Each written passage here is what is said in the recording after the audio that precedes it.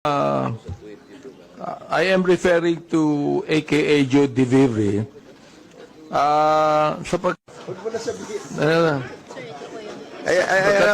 Congressman Abante. Katutuloy ko ng puta. Mr. Chairman, Congressman, don't be so personal. Let's be more comprehensive on this approach, Yeah, please. binabasa ko lang eh. Sige, go ahead. I'll give you Pangalawa, November 13, 2024, nagmura na naman siya. Hindi ko nababanggitin yung mura niya. Pag tinatanong kung anong legislation ginawa niyo in relation to this, BS, ano ba yung BS? BS inquiry, sasagot ka, paswelduhan ka ng taxpayers, gago. November 3, 2024, si Benny Abante at si Romel Marbil ay mga protektor ng illegal na droga dahil pilit nilang pinalalabas na hindi ito ganun kasama. Tapos sabing ganyan, si Dan Fernandez and Ace Barber's survey are depressing. Alam na nila na matatalo sila sa eleksyon.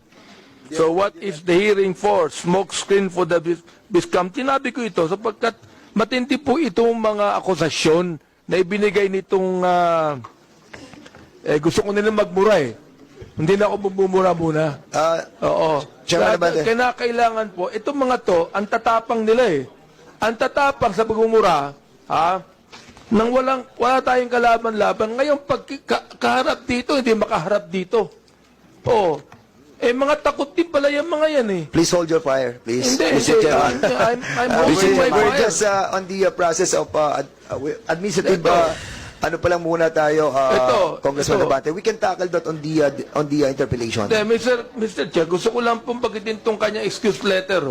Nakalagay dito, after meaningful consultation with my lawyers, gumamit pa ng abogado. I have decided to respectfully decline. Respectfully? Minumura tayo, respectfully? To share my knowledge on matters. Hindi knowledge ang kailangan natin. Ask the lawyer if this is Ask the lawyers kung libelous yung ginawa niyo o slander. Nakalagay, I would like to categorically state that I am neither paid by POGO operators. Hindi na pinag-uusapan. Pinag-uusapan natin yung mga sinabi niya. Tapos respectfully, Elizabeth Joey Cruz, na nakikinig po sa atin ngayon, nanonood ngayon. Humarap ka dito, kumatapang ka.